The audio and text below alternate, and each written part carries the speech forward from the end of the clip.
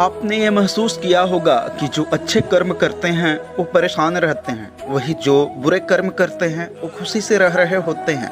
अच्छे कर्म करने वाले परेशान होते हैं, आखिर उन्हें इतनी परेशानी क्यों देनी पड़ रही है, जबकि जो अधर्म की राह में हैं वो खुश हैं और ज़िंदगी का लुत्फ़ उठा रहे हैं। अगर आपके मन में भी ये सवाल आता है तो आज हम आपको इसका जवाब देंगे।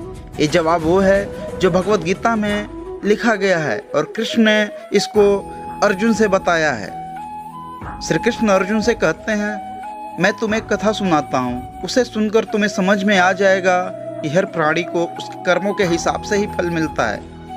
प्रकृति हर किसी को अपनी राह चुनने का मौका देती है और मनुष्य की इच्छा पर निर्भर करता है कि उसे धर्म की राह पे चुनना है कि अधर्म की राह चुनना है। कथा शुरू करने से पहले यदि आप हमारे चैनल पर नए हैं तो हमारे चैनल को लाइक करिए, सब्सक्राइब करिए और वीडियो को लास्ट तक देखिए ताकि आपकी भी जो समस्याएं हैं इस कथा के माध्यम से दूर हो सकें। श्री कृष्ण ने कहा, एक नगर में दो पुरुष रहा करते थे।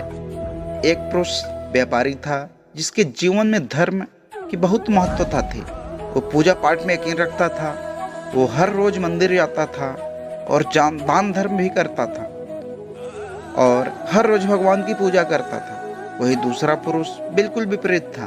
वो हर रोज मंदिर तो जाता था लेकिन पूजा करने नहीं, बल्कि मंदिर के बाहर जूते चप्पल चुराने। उसे दान और धर्म से कोई लेना देना नहीं था। समय बीतता गया और एक दिन बहुत जोर से बारिश हो रही थी। इस वजह से मंदिर में पुजारी के अलावा कोई नहीं था। ये बात जब दूसरे पुरुष को पता चली तो उसने कहा कि ये सही मौका है मंदिर का धन चुराने का। पंडित से नजर बचाकर उसने मंदिर का सारा धन चुरा लिया। उसी समय धर्म कर्म में विश्वास रखने वाला व्यक्ति भी मंदिर में पहुंचा। दुर्भाग्य से मंदिर के पुजारी ने उसे ही चोर समझ लिया और चिल्लाने लगा। वहां लोग एकत्र हुए और उसे बहुत मारा। किसी तरीके से वह वहां से बचते बचाते भाग निकला तो दुर्भाग्य ने उसका साथ वहां भी नहीं छोड़ा।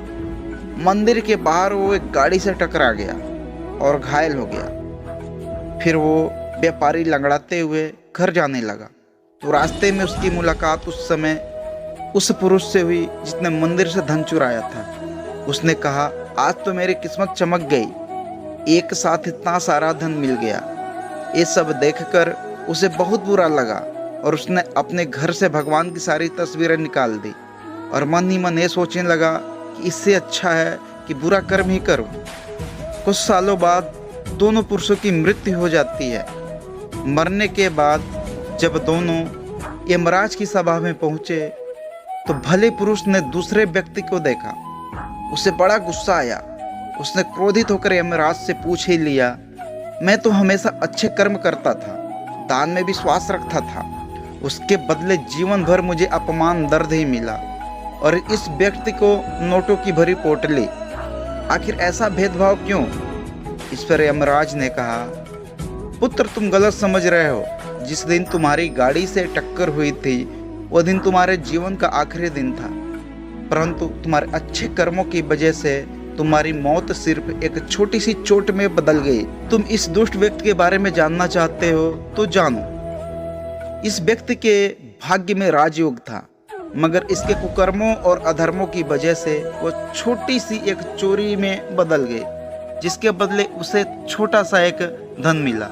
उसके भाग्य में राजयोग था, लेकिन उसके कर्मों की वजह से उसको एक चोर बनना पड़ा। मनुष्य के कर्मों के अनुसार उसका किस्मत बदलता है। अब तो तुम्हारे सवाल का जवाब मिल गया। ऐसा सोचना कि भगवान तुम्हारे कर्मों को नज़रअंदाज कर रहे हैं, ये बिल्कुल सत्य नहीं है।